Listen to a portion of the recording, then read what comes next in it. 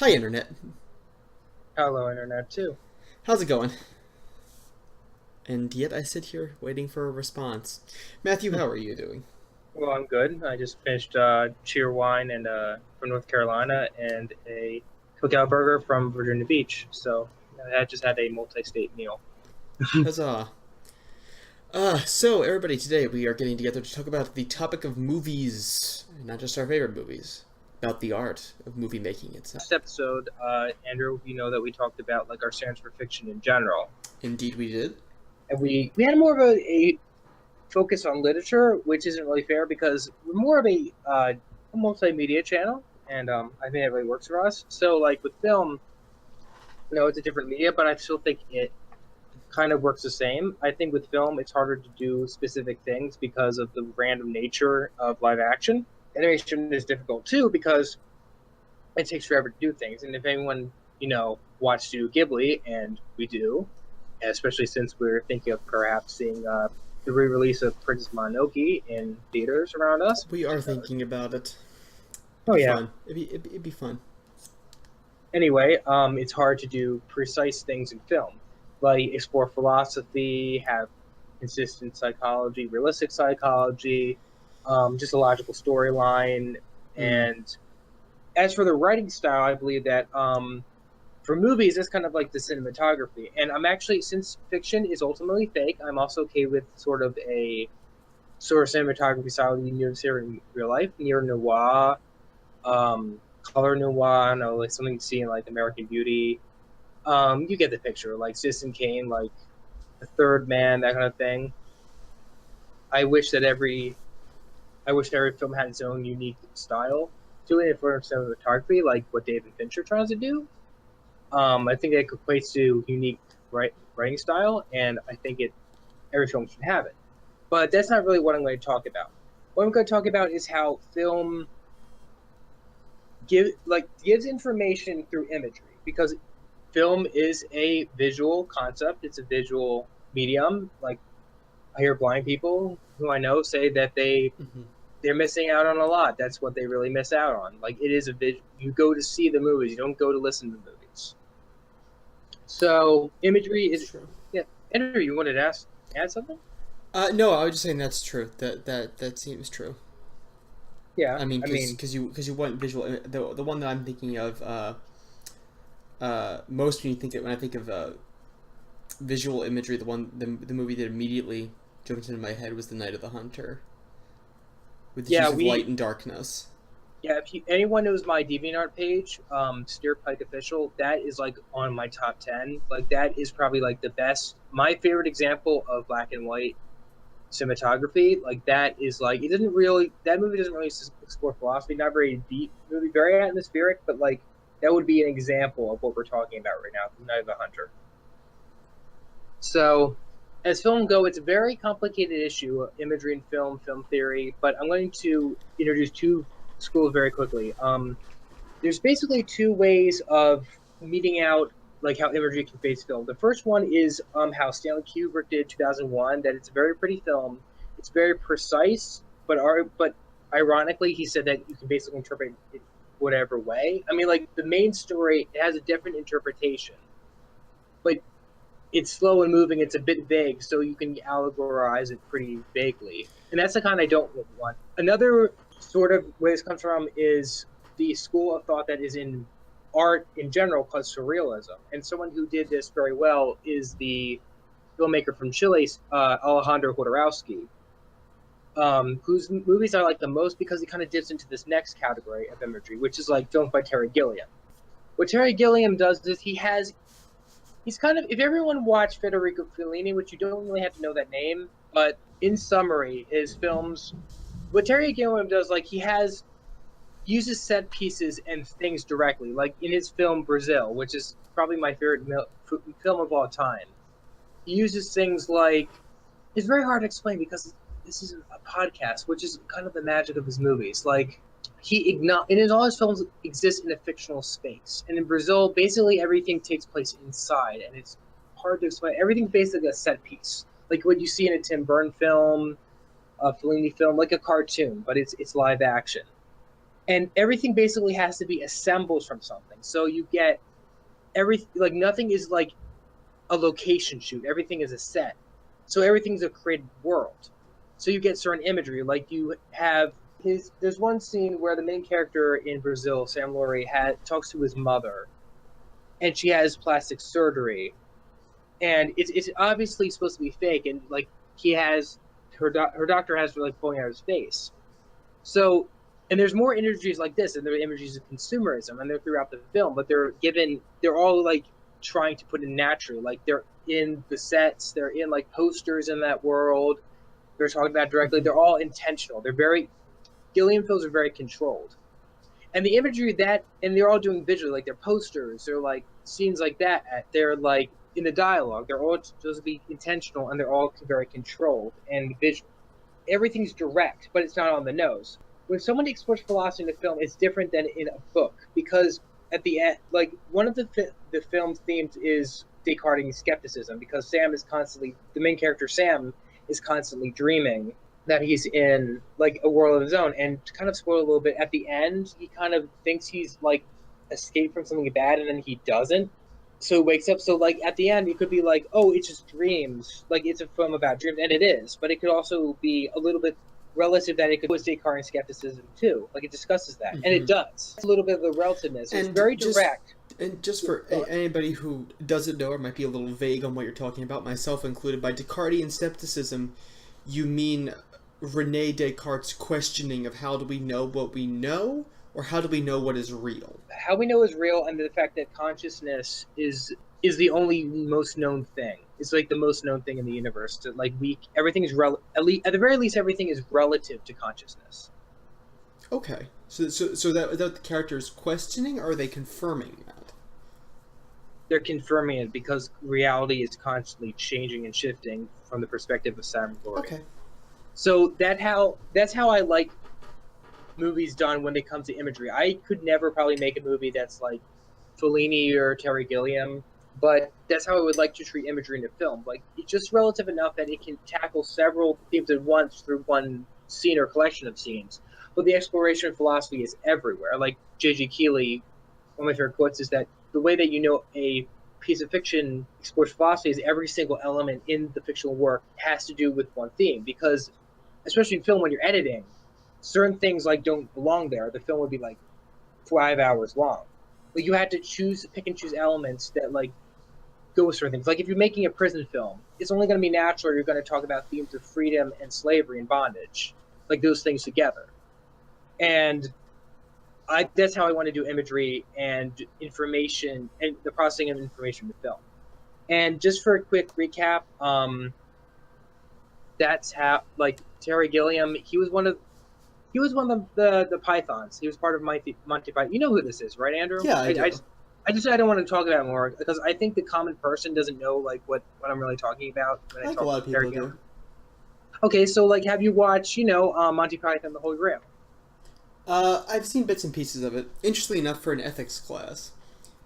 Oh, really? Yes. So yeah, in summary, and trying to make this fun, he that was his first movie. 10 years later, he made Brazil in 1985.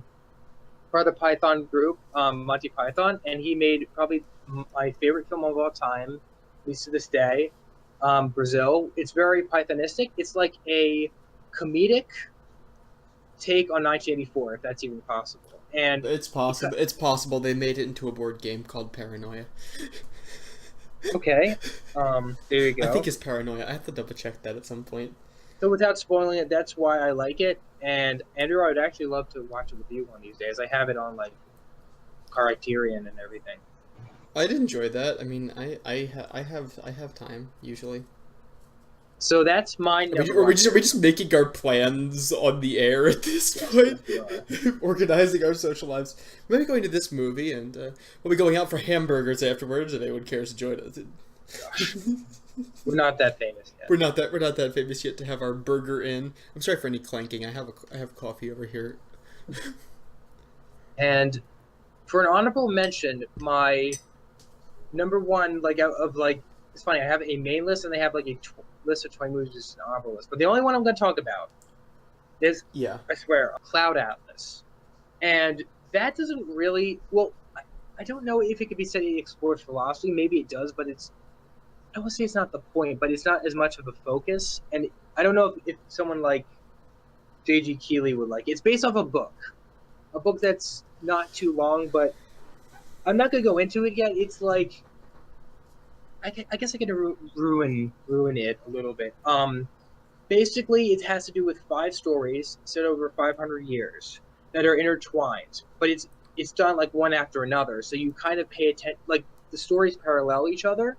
And this is kind of like you kind of figure this out in the first 10 minutes, but they're basically all reincarnations of one another. So it like builds on off each other, like what happened to them in the past, like their reincarnations like build on each other. It works more of an emotional level, and this is like one of my favorite movies that kind of is like relative.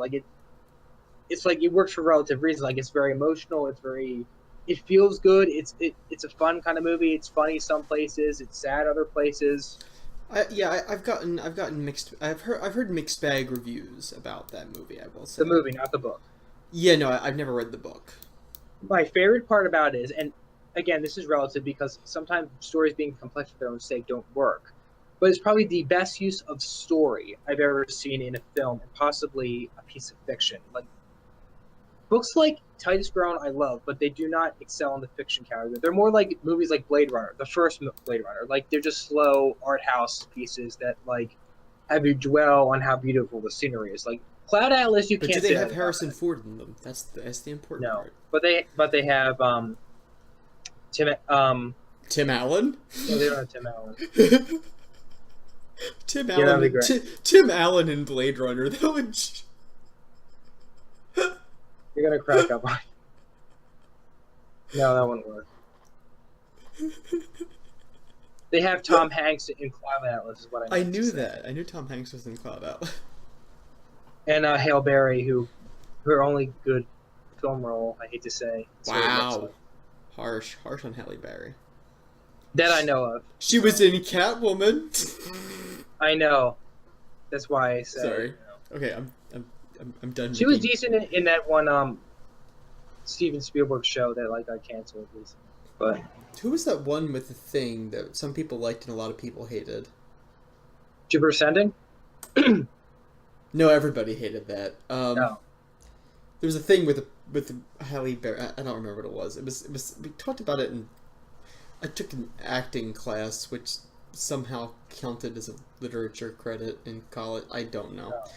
Anyway, Cloud Atlas, it's probably my best honorable mention movie. I don't want to ruin much about it. Check it out. Great, probably the best story in a movie I've ever seen. Not very deep, on the surface at least, but not bad. No. And that's my 2 favorite films. And Andrew, I know that films aren't your thing, but like I'm sure you have at least one No, movie that you really like. I do really like. I do enjoy movies. I think my favorite movie, Kenneth Branagh's Hamlet, all 4 hours of it. You mean like the theatrical intermission version? Yes, the full theatrical one, the one that had an intermission, the one No, that it's cost funny. several $1 million, Yes, the most expensive Anglo-Irish movie ever made. and it had, I mean, like Sir Richard It Attenborough had bankrupt all of Belfast. They just have like carts now. No. Sir Richard Attenborough has like a one-line cameo. It's so crazy. And Robin Williams has like a 3-line cameo. Robin Williams is a one-scene cameo. He has. Well, he's in 2 scenes, but he just Three dies. scenes, three lines. Yeah. 2 scenes, and he dies in the second. You know, it's funny. Like, I just want to interrupt you for a second. Like, both our movies, like the Hamlet one, they're both Hamlet and Brazil. They're both on Nostalgia Critic's top 20 list, which is interesting to me. I like that too because Nostalgia Critic, you know, Doug Walker, I don't really know what the standards are, but like they are occasionally Keelian. The fact that, you know, philosophy, psychology, that kind of thing. It has an adjective now. Okay, we can play that game now. No, I'm kidding. I'm kidding. I just think that's interesting because Brazil is his number 1 and like Hamlet is his 18th. So I just think that's interesting how we came to that conclusion independently. And I don't watch Nostalgia Critic. I go to the wiki sometimes, but that's about it. I mean, I don't either. But I mean, yeah, no, I love Hamlet. I love the acting. I love Shakespeare. I love the visual pageantry of the whole thing, because it is, again, almost everything is a set piece. It takes place all in one location. It's And Kenneth all, Branagh is like an auteur, like he directed, wrote, produced, and starred. yeah, he did, and he did justice to all of it. And I always think of it as the definitive version of Hamlet. You know, there are people who tell me that the David Tennant version is better. I disagree. Well, I heard about the 1948 British dude version that was made like literally 50 years before the 96 version. I've seen, Laurence Olivier. That's yeah. what it is. There's the Laurence Olivier one. There's the Derek Jacobi one. There's the David Tennant one, and then there's the Kenneth Branagh one. And to me, the Kenneth Branagh one is the definitive of the four. Because it is entirely line for line, except they do switch the order of two scenes to give it actual continuity rather than jumping back. I read Hamlet twice and I did not notice that, which means that he has very good flow. Yeah, no, the way he did it actually did make a little bit more. It made more sense for a movie. And to me, the ultimate point is of any form of fiction is you're telling a story. One. You're telling a lie to reveal a truth. Generally, yes. So sometimes you're just telling a lie to entertain, which there are movies like that. But generally, yes. I don't mind them. I loved Avengers: Infinity War. I saw that in the theater with college friends, and I thought it was I'm the great. only person on planet Earth who hasn't seen this movie, or Black Panther. I don't know. I've been living inside my house for quite a few months. There. I know. But you've been to more countries than I have. Okay, I would love to True. visit Hong Kong. True. I have been traveling internationally and living under a rock. It's what I do.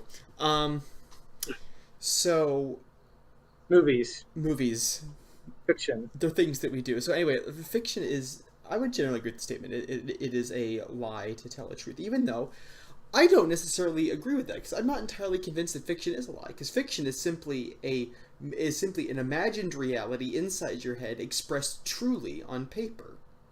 It can also be mixed with research very well, like in books like Snow Crash or movies like Interstellar. Even if they weren't like 100% accurate, like they at least attempt, and without being simulationist either. Like they put the research where it's needed, and like with bits and pieces of intentional fictionalization of like breaking the realism here and there. I actually knew a lady whose, I think it was her husband, used to work for the DEA.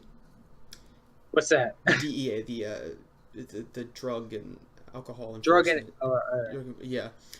It was the DEA or the ATF, but I don't remember. But she wrote a book about she wrote a book about human. She wrote a fictionary. I think it was 2 books. Like they were parts of the same story about human trafficking in either Colombia or Ecuador.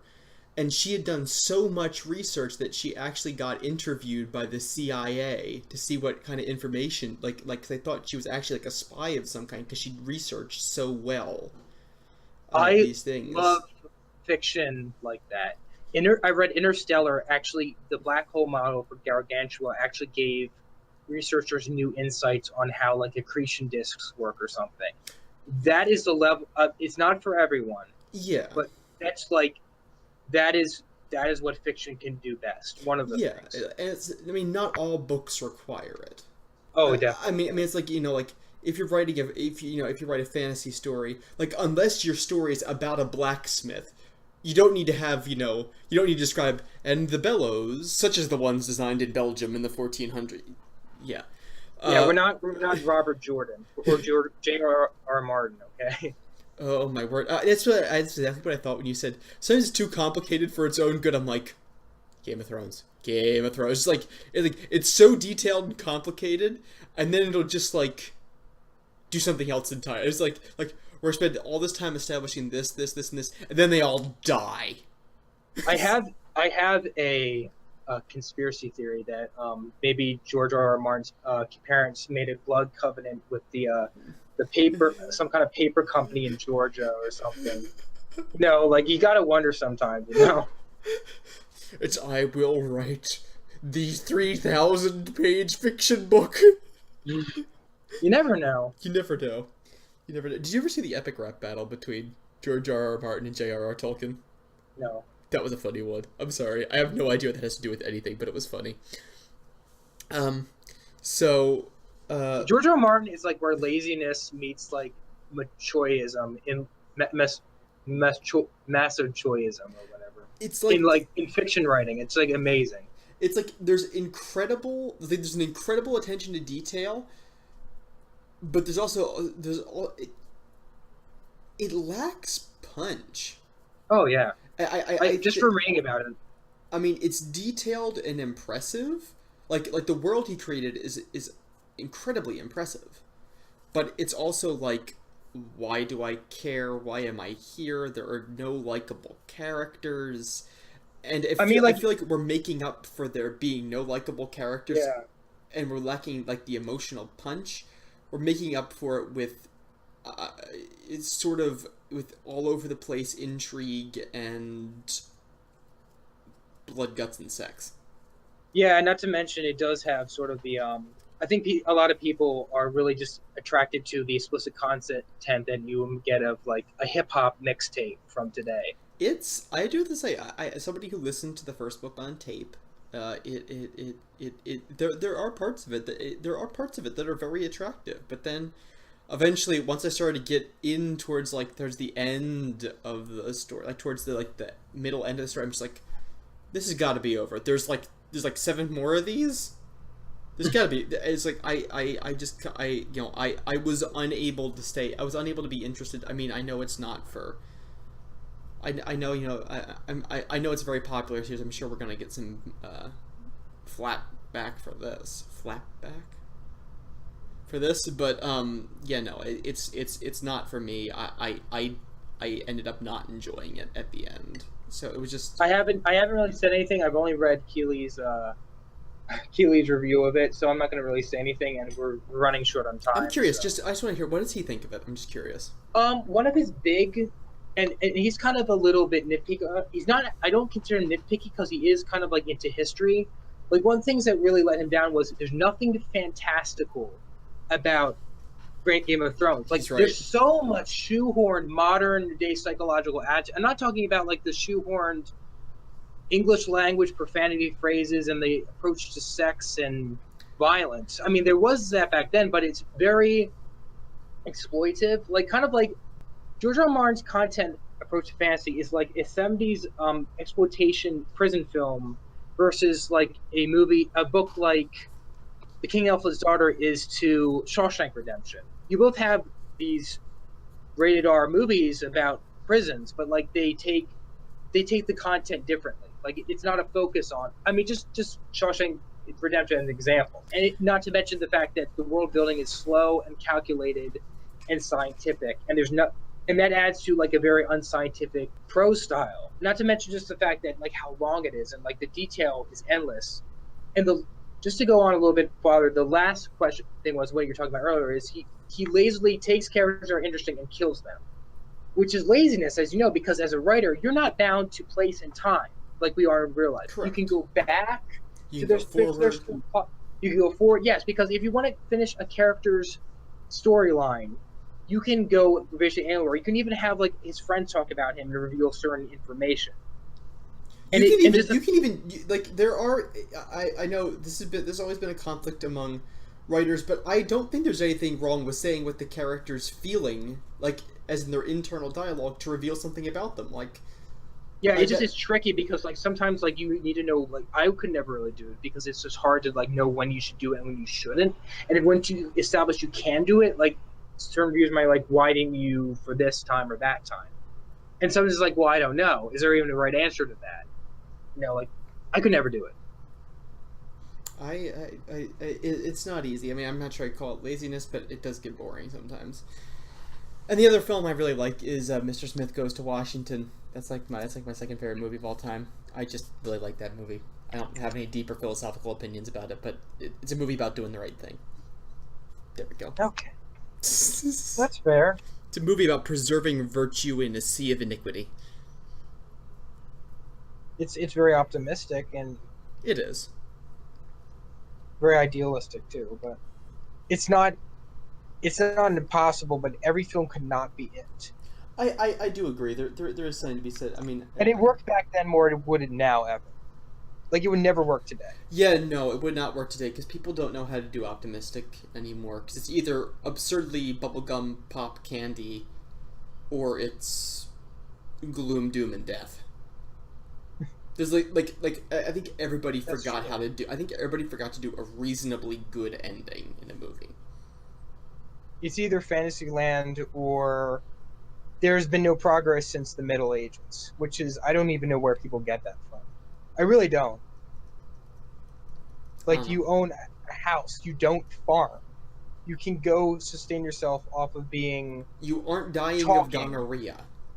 No. You don't have to have 20 kids and have half of them die. Before the age And, of like, 7. Yeah. Yeah. Like, you have insurance for your pet.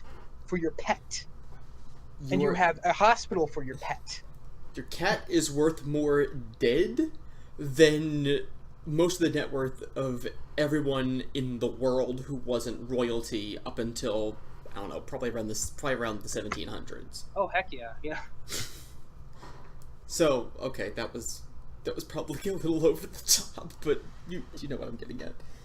So Yeah. it looks like we have time for question and answer time, unless you want to do something else. I am perfectly fine. So, I remember last week we asked a highly anticipated question of ye, and that was your ideal fictional girlfriend. Okay, so so I do have one answer. It's a bit vague. So AB, do you remember that Harvest Moon? Not the old one from the 90s I had, but the one that's like my newest one I played that was like 3D and stuff. The 3DS one? No, the one it's for Wii. Is it for Wii or GameCube? Wii. Wii. I don't know. It's mine. I don't know if you saw me play it. I'm sure I have at some point. Because I'm thinking, because my Harvest Moon experience is the old one, and That's the GameCube one. I'm not talking the about very that first one, and the one that's the GameCube one. But yeah, no, tell me about it. It's pretty simple. Like, it's kind of like a Wii, an early generation Wii version, so from like I'd say 2010. And in the game, like, you have the your girlfriend options. I would say that Luna of the clothing shop in the one mining town is Animal Parade? Animal Parade. Ah. Luna from Animal Parade would be my choice. I always like talking with her, but I never seemed to get anywhere because I was like too young. I didn't play it enough. So Interesting. fine. Into the purple hair. yeah, that's her. I can kind of picture her in my mind. So that's my waifu answer. Intriguing. All right. It's my waifu answer. We're going to start attracting that crowd, aren't we, darling? All right. Okay. What's your first question for me? Oh well, I haven't. Let me pick one from the randomizer. Okay, I have one sticking to another, so I'm going to do that again. Okay. Okay, now I think that's more fair. Okay. All right. Oh, favorite film. We just did that. We just did that. Oh. Okay, wait. I got the one I just made. Yes. What do you, all caps, really think of J.G. Keeley? Oh wow. Well, how about this? How much have you actually read of him? I haven't. And not counting what I relate to you. Okay, so like not counting what you relate to me, I've read probably somewhere between 3 to 5 articles. Reviews? Like not just art. I've looked at a couple of his things about things that interest me.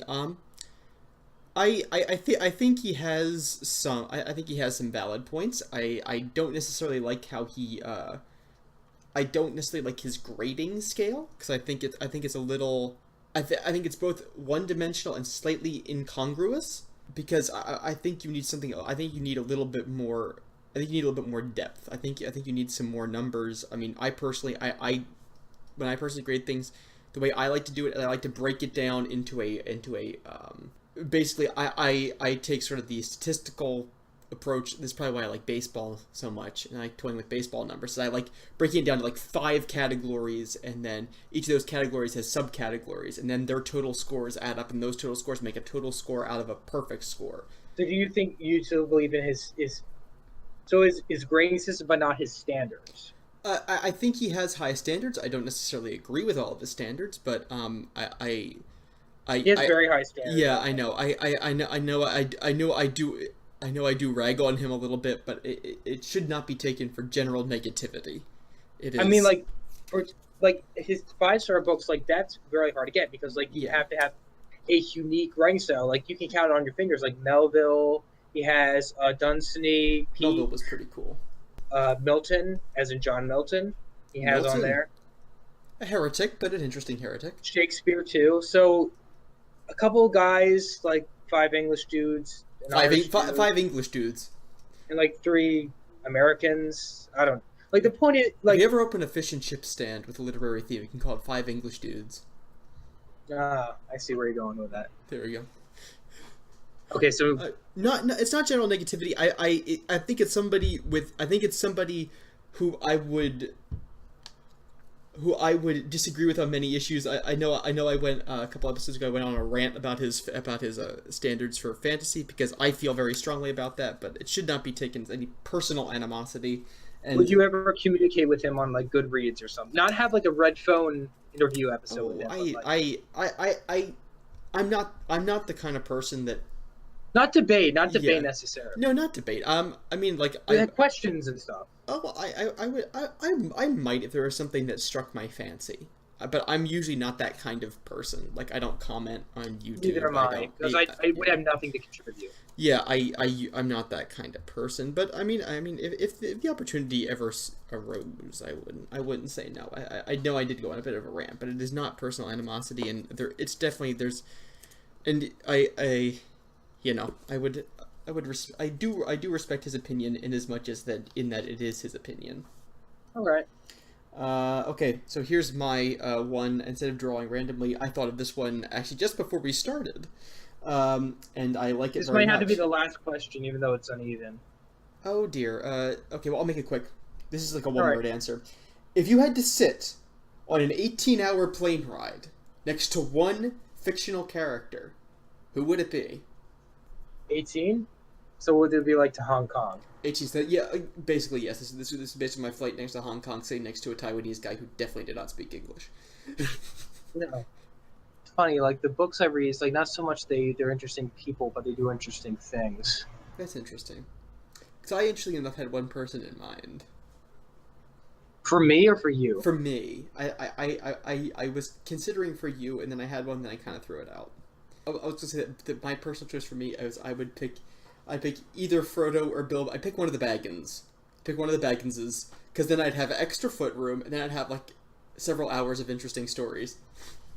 Okay. Oh, I know who I'd have, but it would be there. This would be a hit or miss depending on when I would get him in the story. Yes. Francis, there's this guy called Saint Francis Grenouille or someone. He's from a book and movie called Perfume Story of a Murderer. He had like in the book he creates like a perfume that's like the best in the world. Like to be like around him, it's like learn about his trade. Even if it like we only have that to talk about, that would be pretty interesting. Interesting. It's a very interesting choice. Very I mean, interesting. what his perfume does in the end, I don't want to. That would be kind of scary to be in a plane, but without ruining anything. But like just to like get into his head of like his life, what motivated him to do what he did to get the perfect perfume. Interesting. At least he comes to mind. Okay. And your last question for me. I think we have a couple minutes. There you go. All right. Well, it'll be 40 minutes. Yeah. Right now. On the nose. Yeah. Oh, if you taught your dream English class, this is a bit long, but you can Okay. just. Sure. If you taught your dream English class, which books would you be part of your assigned reading? And this would be for any level, like most advanced, like just you could pick like your dream English class. Ooh. Okay. Well, mine would probably be a 300 level class, 300 to 400 level. Probably Highest level? Probably 300. That'd be second highest. Is it the high? Is it like the second highest? Okay. Yeah, it would be a because I would expect a ton of reading. So I would either go with fantasy or I'd go with the philosophy of long running comics. But what would your assigned reading be? That was the question. I know. I'm trying to think about it. I might have to Okay, get take back your to you on this one next week. Actually, Okay, well that would give you plenty of they time. give me plenty of time to figure it out. Would it be any like one of my really Keely's fantasy recommendations that I probably not. It would have to be from my own experience that I would. So what I would do So is Dunsany might not be in there. I no I think you would, because that would be part of the because one thing, because like my one class would be Western fantasy through the ages, so I would presumably I would start with Grimm's fairy tales, and at some point I don't know if I'd end with Harry Potter. I would You not could say. you should end with like this Jonathan Strange and Mr. Norrell if I were you. That's like 2004. Yeah, that is a more recent one, though. I feel like there are other interesting things that I could do. Same kind of idea. Like you kind of compare. Like here's like read like I don't know, probably not Deathly Hallows. I guess like the Philosopher's Stone or whatever, and then like read the first 10 chapters of Jonathan Strange. I mean, because they're both about wizards in England. Yeah, So and the other one that I would do would be the philosophy of the philosophy of comic strips. We'd probably start with Calvin Hobbes. no, we'd hit that towards the end because that's in the '90s. So I'd probably start with there are some interesting philosophical comic strips out there. Okay, I can think of like four off the top of my head. Okay, that's fine. Well, this will be a question for later, but Yeah. Anyway, I believe that brings us to the end of Yes, our it does. time. So for those of you who were listening, thank you very much. I hope you're having a wonderful and restful summer day. We'll be signing off. So, for Behind the Curve, I'm Andrew, I'm Matthew too. and we're signing off. Okay. Good afternoon? Yes. Question mark?